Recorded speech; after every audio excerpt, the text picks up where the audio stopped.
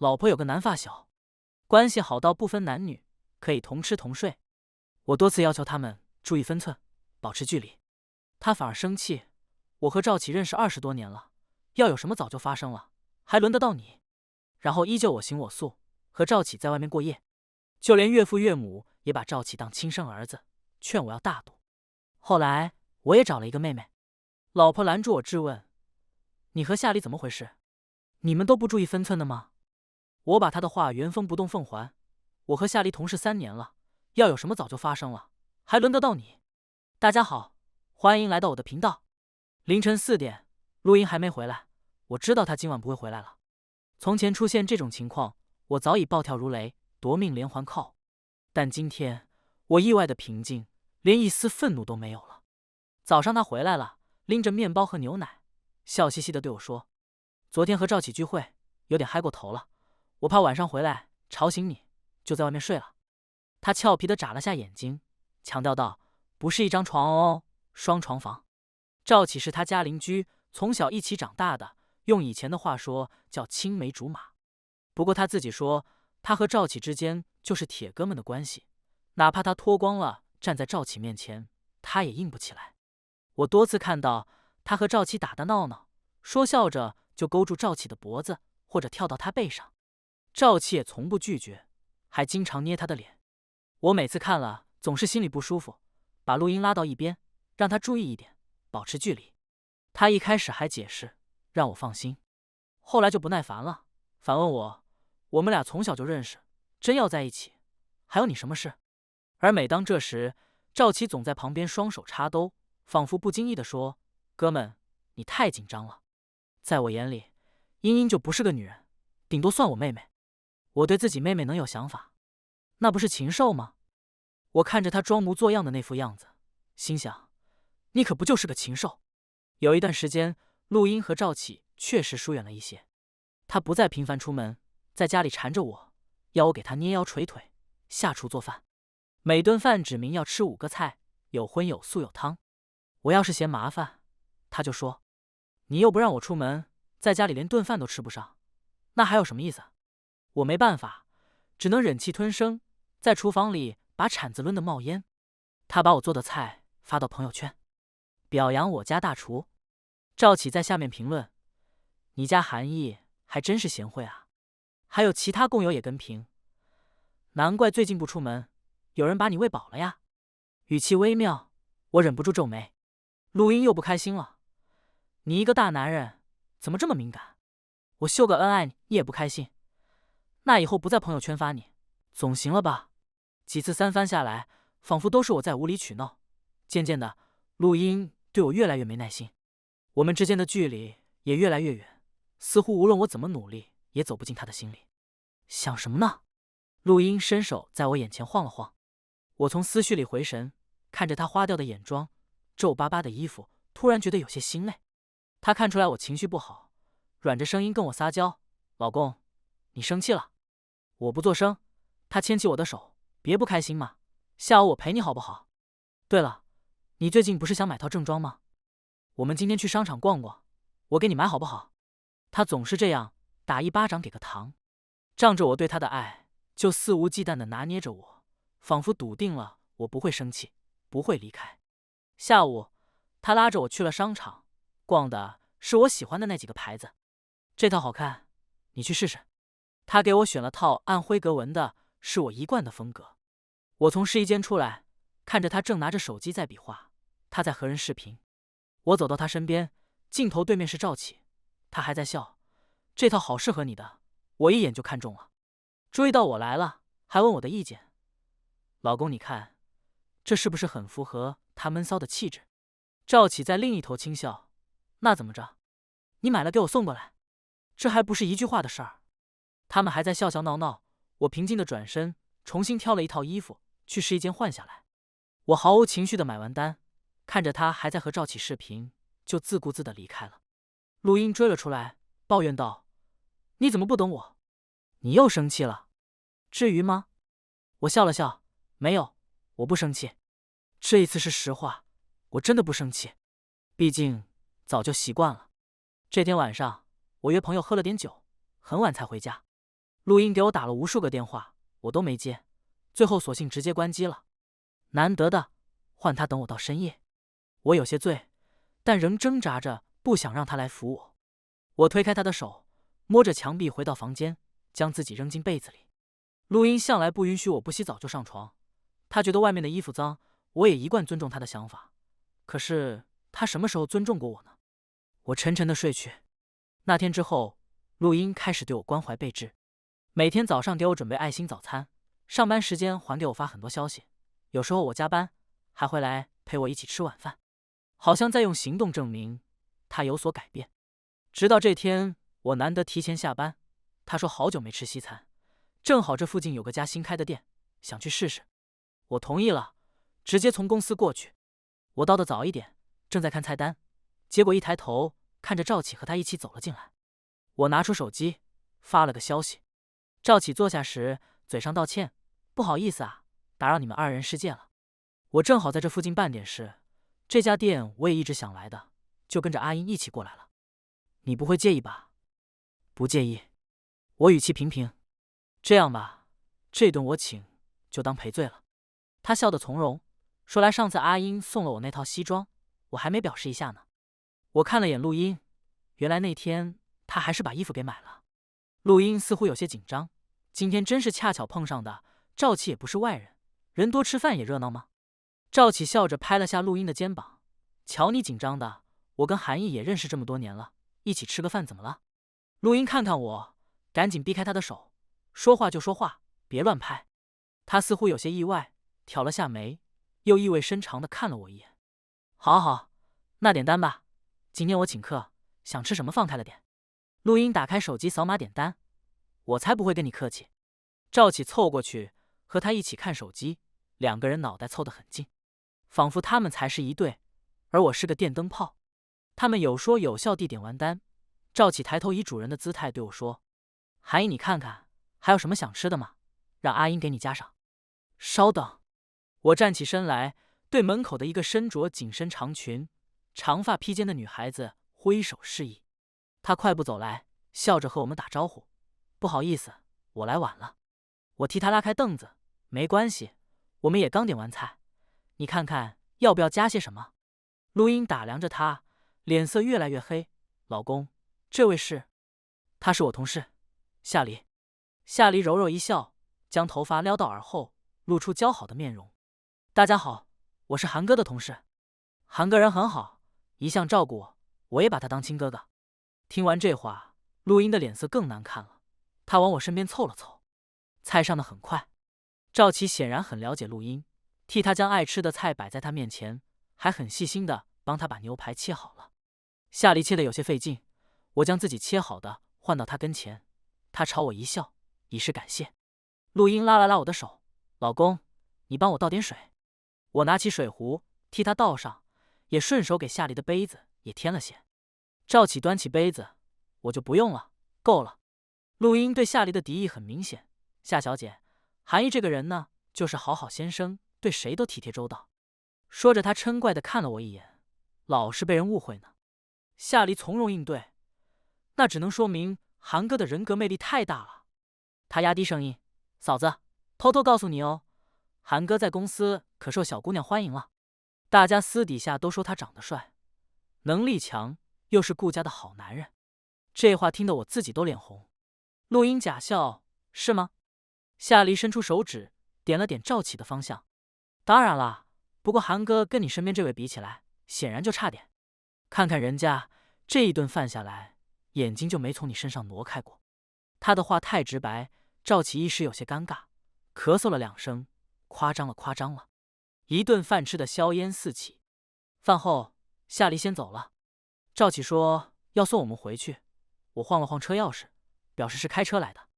他又问录音：“现在时间还早，要不我们再续个2场？”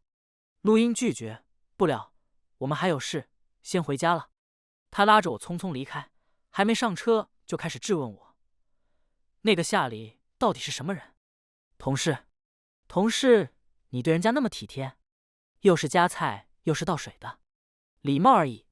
再说，赵启对你更体贴吧？”他被我堵得说不出话来。到家以后，陆英还是没放下这事，他将手包往沙发上一扔。要是以往，我肯定马上去帮他把包挂起来。但是今天我只淡淡的看了一眼，拿上衣服准备去洗漱。他拦着我：“你说清楚，你和夏里到底什么关系？今天吃饭干嘛叫他来？还有，他说那些含沙射影的话是什么意思？”我低下头看着他，只是同事，非要说有什么关系的话，那就是我把她当妹妹，多照顾一些。至于吃饭，不是你说的人多热闹吗？我语气平淡，不徐不急。什么妹妹？他看你那眼神就不对，还一个劲的冲着你笑，笑什么笑？都是女人，那点心思谁看不出来？他越说越生气，抢过我手上的毛巾，狠狠扔在地上。我也来了脾气，将毛巾踢开，反问道：“什么心思？你和赵启那种心思是吗？”又提赵启，我跟他什么关系？我们认识多少年了？你和那个夏离才认识多久？那又怎么了？你能有个哥哥，我就不能多个妹妹？陆英的脸红了又白，她眼里闪过恼怒、憋屈和委屈，最后红着眼睛，声音也软了。我跟你说过多少次，我和赵启要是有什么，早就……同样的话我也送给你，我和夏离要是有什么，也早就有了。我冷笑道：“你自己心虚，看谁都觉得有鬼。”我不想再听那些陈词滥调，直接打断了他。陆英开始跟我冷战，这是他最擅长的手段。以往每次吵架，他都这样逼我屈服。前2年他生日，我找人代购了一只手包送给他，可是他拿到包时不仅没有喜悦，反而当场垮下脸，撅着嘴不说话。我摸不着头脑，求了半天他才开口，说是这个花色他不喜欢。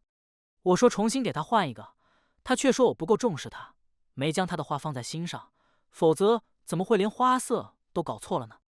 说完就甩门走了，打电话不接，发微信也不回，急得我开着车子到处找他，直到晚上才看到他的朋友圈，他正和赵启那帮人一起过生日，吹蜡烛，吃蛋糕。他和赵启脸贴得很近，脸上都抹了奶油，两个人笑容十分灿烂。照片 C 位是他想要的那只包，配文用心的男人最帅。那一次他跟我闹了好几天，不和我说话，不和我互动，就好像压根看不见我这个人。我不停道歉，又选了别的礼物送给他，这才得到他的原谅。而这一次我不会屈服。没过几天，他的父母叫我们回家吃饭，一直到家他还板着个脸。知女莫若母，他妈妈一眼就看出来我们在闹别扭，佯装责怪女儿：“阿英，你是不是又任性了？韩毅为了你在这里工作买房，你不要老是和他发脾气。我不是本地人，本来毕业打算回 A 市发展，也接到了一份不错的 offer， 但是为了陆英，我选择留在了这里。”陆英听了岳母的话，终于软了脸。偏偏此时门铃响了，岳母去开门：“是小昭啊，吃晚饭了吗？”我吃好了，知道阿英今天回来，我来找她出去聚聚。她一边说，一边自然地走进来，在餐桌旁坐下。陆英看了我一眼，摇摇头：“不了，我们吃完饭还有事。”赵启一愣，劝道：“咱们多久没聚了？而且今天东子他们都来了，都吵吵着要见你呢。”听他这么说，陆英明显有些心动，他迟疑地看着我，我避开，不想发表意见。赵启了然，邀请我一起，韩毅也一起去吧。我们这帮人是从小一起玩的，都是阿英的朋友。他并不想我去，但又不得不做出一副大方的样子。岳父岳母没看出我们之间的暗流涌动，还笑呵呵地说：“你们都是年轻人，多聚聚也好。”赵启亲热地搂着他们，嘴上玩笑道：“叔阿姨，你们也还年轻，要不跟我们一起去？”2句话逗得他们哈哈大笑。我看着这一幕，他们一团和气，仿佛是一家人，而我才是那个不识相的外人。我站起身：“你们去玩吧，我有点累，先回去了。”老公，陆英叫住我。我转头，他咬着嘴唇，最后开口：“你开车慢点，我会早点回家的。”呵，果然如此。我笑笑，转身离开。当天晚上，我没有等陆英，他想什么时候回来都随便他，不回来也行。这样的妻子，这样的家，我也早就厌烦了。我和陆英的婚姻陷入了僵局，进退两难。就这么不尴不尬的过下去吧。周六，陆英在家涂涂抹抹打扮了一上午，说中午和几个姐妹约了饭，要一起去逛街。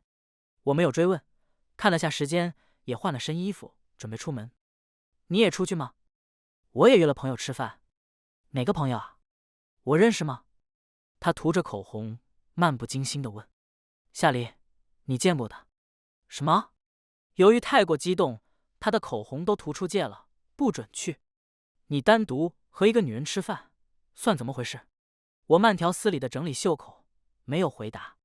他过来阻止我，我这才抬眼看着他，一字一句道：你和赵启单独吃了多少次饭？需要我提醒你吗？如果你认为这种事情不应该，为什么你还总是这么做？还是说，在你的标准里，你可以，我不行？他被我眼里的寒意震慑到，正在原地。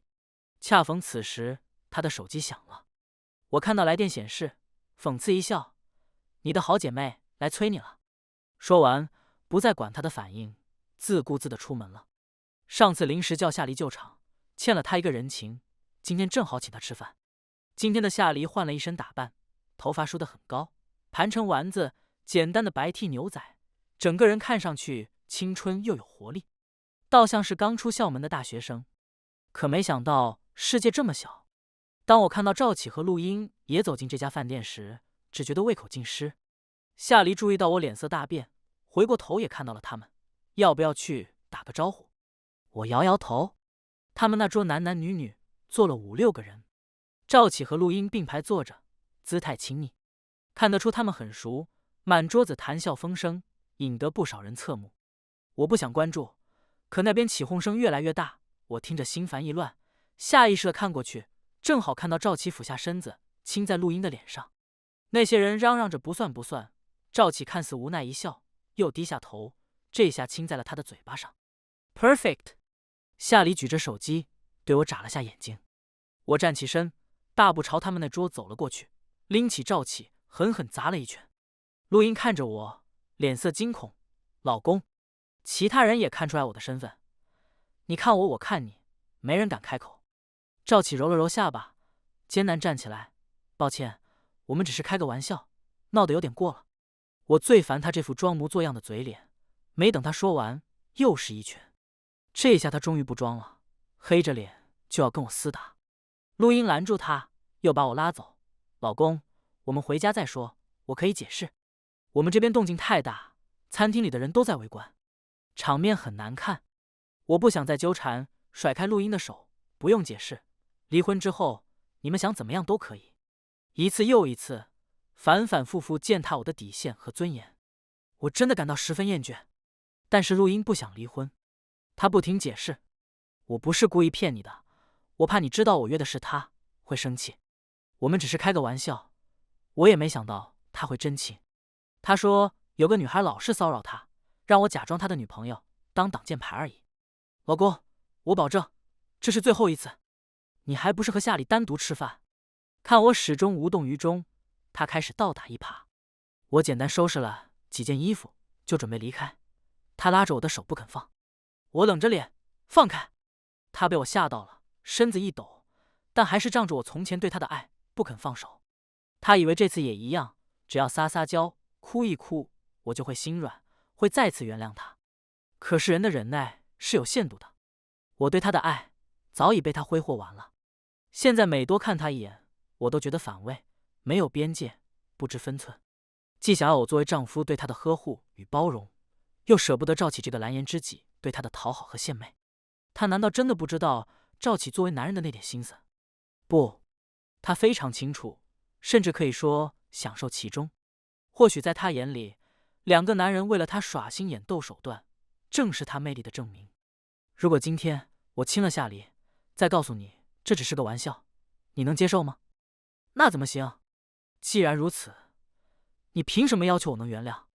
可我和赵启确实什么都没有。我承认今天试过了，但是除此之外，我没有做任何对不起你的事情。他言之凿凿，似乎真的被冤枉了。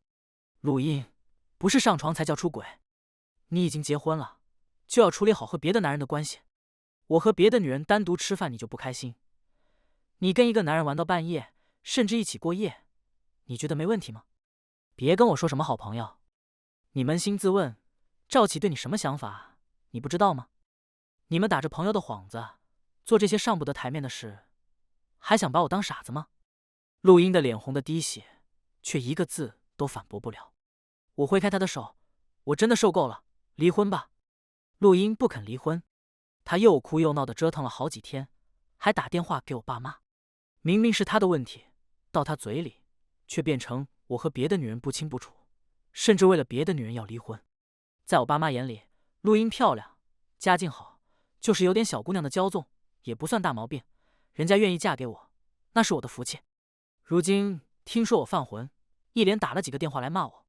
作为一个男人，我实在没办法张口，把实话告诉他们，只说我自己会处理。可是陆英做的太过分了，在朋友圈发各种含糊不清的感伤文案，话里话外暗示我是个渣男。一夜之间，我被千夫所指。我本想好聚好散的，那天夏丽拍下了他们接吻的照片，我把这张照片发给了陆英和他的父母。毕竟夫妻一场，他明白我的意思，很快便清空了那些朋友圈。他父母也打电话给我，不停跟我道歉，说自己女儿不懂事，又劝我再给她一次机会。没过多久，他们亲自上门来找我，说陆英闹绝食，在家里晕倒了，现在已经住院了。无论如何，去看看她吧。他们低声下气，我知道是陆英不好，但是我们毕竟就这一个女儿，能怎么办呢？我去了医院，陆英躺在病床上，脸上惨白。她看到我来，很惊喜，老公。她向我伸出手，似乎认为我还会同以往一样去抱住她。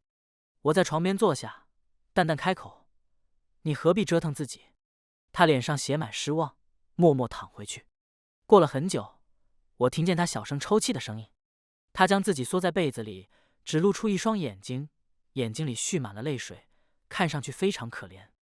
我错了，我真的错了，以后我绝对不会私下见赵启，你就原谅我这次，好不好？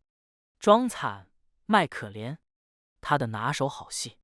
我摇头，陆英，我是认真的，等你出院，我们就去离婚，哪怕我怀孕了，哪怕你怀。我猛地反应过来，怀疑地看着他。他拿出检查单，上面显示陆英已经怀孕2个月。扪心自问，我看到这张单子的第一反应是，这个孩子是谁的？也许是我怀疑的目光太过直白，陆英的脸色变了又变，生气地问：“你这是什么意思？”我没做声。他更生气了。我说了，除了上次亲了一下，我没有做过任何对不起你的事。看我还不相信？他举起右手，要不我出门就被车撞死。你也用不着说这种话。我相信了他。你什么时候知道自己怀孕的？半个月之前吧，月经一直没来，我大概猜到了。那你当时怎么没告诉我？我们不是说好，先不要孩子？他声音越来越小。我们刚结婚的时候是说过，先过几年2人世界，不着急要孩子，除非他做好准备，想当妈妈了，否则绝不逼他。所以，你本来没想留下这个孩子是吗？这本来就是个意外。我闭了闭眼睛，这个孩子来得太不是时候，现在的局面变得越来越复杂了。我父母听说陆英住院了，也从老家赶了过来。两家人一见面，彼此都有些尴尬，但是很快就转移注意力，关心起了陆英肚子里的孩子。陆英父母、亲家，这回这事确实是怪阿英，他们年轻人开玩笑闹得过分了，我们已经狠狠骂过他了。现在阿英怀孕了，就当看在孩子的面上，再给他一次机会吧。我爸妈看看陆英，又看看我，老人家到底是想要孙子的。陆英看我态度软化了些，顺势讨好：“老公，我们不闹了好不好？等宝宝生下来，我们开开心心的过日子好不好？”在众人期待的眼神下，我终于点了点头。尽管我自己也不知道，好好过日子，他到底能不能做到。陆英真的改变了很多，她辞去了工作，安心在家养胎，买了很多育儿书和孕妇菜谱，学着如何当一个好妈妈。我每天下班回到家，她已经把饭菜准备好了，叽叽喳喳的和我说今天在家干了什么。我们像回到了刚结婚的时候，有些克制，有些客气，但已经是很和谐的状态了。他也减少了和赵启的联系，偶尔赵启发微信给他，也会截图给我看。时间久了，我也慢慢淡忘从前那些事。我以为生活会这样平静的过下去，可显然，一切都只是我的一厢情愿。孩子5个月的时候，陆英开始试探我：“老公，赵启知道我怀孕了，打算请我们吃顿饭，说恭喜我们，你想去吗？”我摸摸她的肚子，没必要。她还想说什么，我抬眼看她，她看到我的表情，于是闭嘴，不再说话。我假装什么事都没发生，继续隔着肚皮和宝宝说话。可她不死心，没过多久，又和我说下周是赵启生日，他邀请我们了，我们一起去参加吧。生日宴？不感兴趣，况且人太多了。你现在身子重，也不适合出门。我自从怀孕，好久没有出门了，在家里也很无聊嘛。他晃着我的手撒娇：“你想出门，我可以带你出去，但是给他过生日就没必要。我和他永远不可能成为朋友。”随着赵启生日越来越近，他也越来越焦虑，可我始终没松口。这也是我对他的考验，看他是否会犯同样的错误。很快，我就知道了答案。我再一次成了小丑。那天早上，我照常出门上班，中午收到了陆英的微信：“老公，我已经拒绝很多次了，可是他们都跑家里来邀请我了，再推辞就不礼貌了。我就去吃个饭，保证乖乖的，很快就回来。我会一直跟你报备的。”配图是一群人的照片。我收起手机，不发一言，只是突然觉得心很累。到底要原谅他多少次呢？这个赵启究竟有什么样的魅力，让他明知我会生气，还是要这么做？下午，陆英断断续续的给我发了很多图片，用他的话来说，他是在给我报备。可我只觉得烦，我将他的消息屏蔽。到了晚上，回到家，一室漆黑，就和从前无数个夜晚一样，这一幕再次发生。我不由得问自己，还要怎么给他机会？我为什么相信他会改变呢？我简直蠢得离谱。夜色越来越浓，我木然地坐在沙发上，思考着过往的一幕幕。不知坐了多久，手机铃声突然响起，打破了一室寂静。请问您是陆英女士的丈夫吗？她出了车祸，现在在第3人民医院。我立即赶到医院，得知陆英正在抢救室，她大出血，孩子保不住了。我在手术单上签下了自己的名字，并打电话通知了她的父母。做完这一切，我浑身的力气都被抽干了，软着腿滑坐在地上。没过多久，赵启脑袋上缠着纱布，一瘸一拐地走了过来。他脸色苍白，看到我有些心虚：“对不起，对不起。”我连再揍他一顿的欲望都没有。怎么回事？晚上吃完饭，阿英说要回家，我就开车送她。路上有一孙子一路别我的车，我一上头就跟他赛了起来，结果就撞上了。阿英在副驾，撞得比较严重。陆英爸妈赶到时，正好听到他的话，他妈妈冲上去捶打他：“阿英怀着孕呢，你怎么能这么不小心？”我抹了把脸：“孩子保不住了，正在里面做手术。”他惊呼一声，开始哭天抢地。我头疼欲裂，只想远离这个地方，远离这些人。可是偏偏我现在还走不了。陆英醒来之后，满脸哀痛地看着我。我定定地看了他很久，刚想开口，他打断我：“别说，求你别说。”我摇摇头，还是说出来：“等你出院，我们就去把离婚手续办了。”他闭上眼睛，苦笑一声，喃喃道：“是我的错，是我的错。”我在病房陪他坐了一下午，他一直在哭：“宝宝没有了，我好难过。我知道你很生气，你不会原谅我了。我只是想去吃顿饭，我一直跟他说要早点走的。我叫他不要开那么快，我很害怕，可是他根本不听。他知道我怀着孕，出事的时候还把方向盘往我这边打。我好后悔，我不该不听你的话，我真的好后悔。很可惜，他知道的太晚了，为此付出的代价也太大了。这一次，没有任何人再劝我别离婚。大家都知道，他为了赵启，一而再再而三的忽视我，现在甚至为此失去了我们的孩子。没有人有资格跟我谈原谅二字。陆家和赵家也翻了脸，陆英妈妈上门将赵启骂了个狗血淋头，说他破坏自家女儿的婚姻，还害得陆英流产，说赵启是故意的，不安好心。赵家一开始还低眉顺眼，最后逼急了，干脆和他对着骂，说是陆英自己不检点，3番5次勾搭赵启，怀了孕还不安分，而赵启根本没露过面。陆母被气得高血压犯了，在家躺了好几天，又把这话学给陆英。你看看这赵家到底是什么人？那赵启把你害成这样，你还以为他是好人呢？上次就跟你说了，叫你离他远远的，你不听。你看现在。陆英面无表情地听着，指甲死死掐进手心。我和陆英办完离婚手续，他就从家里搬了出去。我将房子挂到了中介，打算卖了重新置换。公司的业务也正处于风口，我现在没有后顾之忧，全心投入到工作中，很快就受到领导的提拔。而陆英自从车祸以后，她的情绪一直不太稳定，直到这天，她突然打电话给我：“韩毅，我把赵琪给杀了，这下我们可以好好在一起了。”哈哈哈哈。他那边声音很嘈杂，尖叫声、鸣笛声、警报声，混乱不堪。后来我才知道，他故意开车撞伤了赵启。离婚以后，他左思右想，最终认为我们俩之间会变成这样，纯粹是因为赵启。我们每次吵架都是因为他，而他明知道我不喜欢他们往来，还总是邀约陆英。陆英认为他是故意的，故意想害得他离婚。